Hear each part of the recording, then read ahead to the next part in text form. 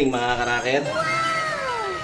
Bumalik dito, meron tayong bisita. Si King. Kung natatandaan nyo si King, yung batang nagtitinda ng saging. Meron na raket ang saging. So, yun yung ano niya. Yun yung sidecar niya. Si Sablada King. Sablada King. Andito ka na, Sablada King. How are you? Oh. Okay lang po. Okay lang.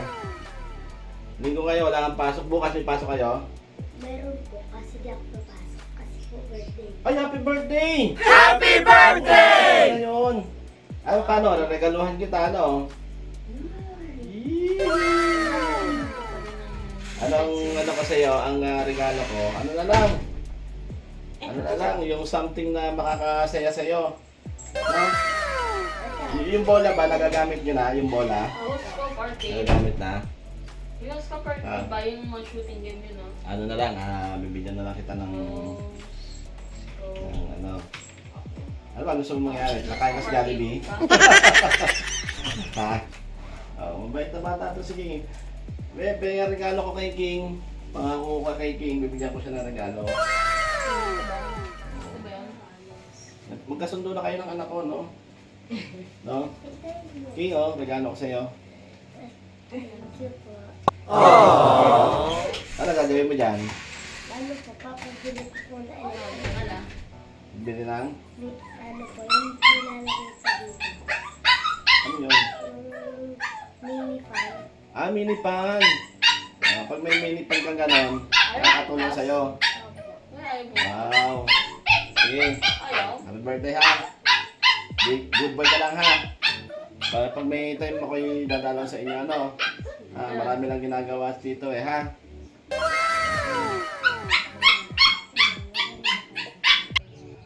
Yun, tuwan-tuwa na si King. Tuwan-tuwa na siya. Oh. Kahit pa paano, yun daw. Sabi ko po kung ano yung gagawin. Shout out po sa anak ko. Sana magkita na po tayo dyan, Mark. Mark. Yun po yung nasa Pangasinan. Oh. So, hindi pa po kayo nagkikita. Hindi pa. Hindi pa siya napunta dito. Pero may plano siyang umuwi. Hindi ko alam sa kanya kasi tinatanong ko siya. Sabi niya, sa kanya daw kung may pera. Oo. Pero, Tagal na, kasi nahiwalay sa akin yan, 1 taon mahigit. Apo. Yung pinaalaga ko kasi, umuwi sila ng Pangasinan, hindi ko Oo. alam. Eh, pagpunta ko doon, wala na sila. May asawa na po ba yun si Mark? Wala pa, may girlfriend. Taga doon po. Mm-mm. Eh, sino po yung inuwi niya doon sa may Pangasinan? Yung nag-alaga sa kanya, ngayon patay na si Nanay Suling. Kaya, Kaano, ano niyo yun? wala. Mahilig talaga sa bata yun. Paano po siya napadpad doon? Hindi, kasi kapitbahay namin sila noon sa Pasay. Tapos, ngayon, nagtrabaho kasi ako, kaya pinaalaga ko sa kanya. Tapos, isang linggo tayo hindi ko nakauwi dun sa, hindi ko siya napuntahan. Apo. Pagpunta ko, wala sila. Umuwi ng Pangasinan, hindi na bumalik. Apo. Hanggang sa ano na po yung nagpalaki. Ang galing no, na ano pa kayo sa Ang tagal kong hinahanap yan. YouTube. Nakita kayo? Oo nga eh. Hindi, kasi sinabi ko kasi. Okay. Tapos, ayun, tinignan niya, kaya nag-message siya. Eh, sabi ko, sana nga, magkita na tayo kasi ilang taon na, 27 ka na ngayon. 27. Ang layo niya no? Sige po. 25 years na. 25 years. Hindi kahawig din nila King yan. Kasi hawig mo sila King eh. Itsura yan. Kahawig kayo yan. Buti hindi pa siya nakakaisip mag-asawa no? Hindi ko alam kung nagsasama na sila ng girlfriend niya si Wenwen eh. Okay. Sige po, ano ko po, may message ko siya. Ano po pangalan niya? Angelito. Angelito Sablada. Hindi. Ano yan siya? Ang tatay niya, Kanikosa. Ano ba to? Kalimutan ko na apelyido ng tatay niya. Oo nga, Kanikosa. Kanikosa. Oo. Pala, kay talaga nakita, kilalang kilala, no? Nakita, tagal na, no? Oo, kasi Hindi naman kami totaling hiwalay ng tatay niyan. Opo. Ano lang, nakulong kasi yung tatay niya. Mm, Tapos hinanap namin sa Pasay, wala, hindi ko makita. Hanggang sa, yun, hindi na kami wala na kayong communication. Tapos nagkausap din kami nung nag-message na nga ako sa inano ko kasi, pinost Opo. ko. Opo. Tapos ayun na, nagka-anuhan na kaming tatlo. Galing. Oo. Pero hindi pa kami nagkita-kita. Pero buhay pa po yung tatay niya. Oo, nasa Cavite sila, nag-asawa na rin ang ito. Mm. Hello, Nak! Naghahanap ng pamilya to si Angelito. Canicosa. Pero ang dala niyang apelyido, yung nag-alaga sa kanya. Nag-alaga sa kanya. Yun po talaga yung nakarehistro. Oo. At least na panatag naman kayo nasa mabuti naman. Okay yung naman ano, kasi no? maganda na may pagpalaki sa kanya eh. Opo, yun ang kagandahan. Kaya, Pasalamat din ako kay Nanay Sulin. Opo. Galing. Bali, balang araw pa magkikita kayo nito. So gagawa tayo Sana ng nga paraan. magkita na kami. Gagawa tayo ng paraan dito para magkita kayo. MMK. Wala na ang MMK. Wala na ba? Si Rakiterong Palaboy ang gagawa ng paraan. Si Raketerong Palaboy. Lalaboy tayo. Pwede tayo maglakad hanggang doon para makuha natin to. Ang tanong, sasama sa akin ito paglalakad pabalik? Ano ba yan yan?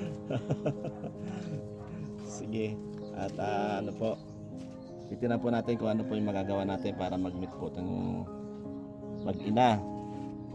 Okay, thank you po. Kasi 26 years na eh. 26 years na, tagal-tagal na talaga. Sa 26 years na yon, napakadami ng napakadami ng nangyayari sa buhay niya. King, balikan ka na lang ng nanay mo ha. Hindi ka muna. Sigurado naman mabuting bata to si Angelo. Ayun lang po mga karakit. At na-meet natin si Salamat. ate. Ano nga ba tunay niya pangalan te? Maribet. Maribet Sablada. Si ate Maribet Sablada. Ayun na nga po mga karakit. Bali nalaman po natin yung buhay ni Angelo Canicosa. King, yung kapatid mo ni Angelo. O, titinan po natin kung ano po yung magagawa natin paraan para ma-meet niya po yung kanyang tunay na ina. So nakita rin po ni Angelo dito sa vlog natin na nasa Pangasinan yung tunay niyang magulang na sa loob po ng 26 years or 25 years na hindi sila nagkikita. So sa pamamagitan po ng YouTube, ang galing talaga ng YouTube, no? Laking tulong ng social media. Nakita po ni Angelo yung nanay niya dito sa ating channel. So, titignan po natin kung ano po yung magagawa natin paraan para makarating dito si Angelo, makadalaw dito sa Laguna. So, yun po mga karakit. Salamat po sa panonood. At sana po matulungan nyo rin po. Bago pa lang po kasi yung channel natin, sana matulungan din po ako ng ating mga subscriber o ng mga ating mga karakit na mag-subscribe, mag-like, mag-share dito po sa ating channel. Na magagamit po natin na pagdating ng araw, nagkaroon tayo ng resulta, makatulong tayo sa kapwa natin na humihingi ng tulong din niya kagaya ni Angelo. Bye, King! Happy birthday tomorrow! Bye-bye! Ingat ha! Bye-bye! Yun na nga po, na makatulong sa mga tao na mga rakitero rin po, yung mga gumagawa rin talaga ng paraan para sa pamilya. So kaya lang din naman po nakita yun ni kasi rakitero yung nanay niya eh. Mga nagbibenta sila ng saging paikot-ikot po dito sa Kabuyaw. So, yun po, sana po mag-subscribe po kayo, like, share, para po na makatulong din tayo sa kapwa natin na nangangailangan ng tulong. Gaya na eto, ng ganitong sitwasyon.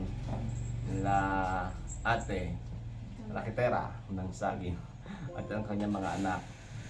So hanggang sa muli po, this is Rakiterang Palaboy. Support po my channel. God bless po.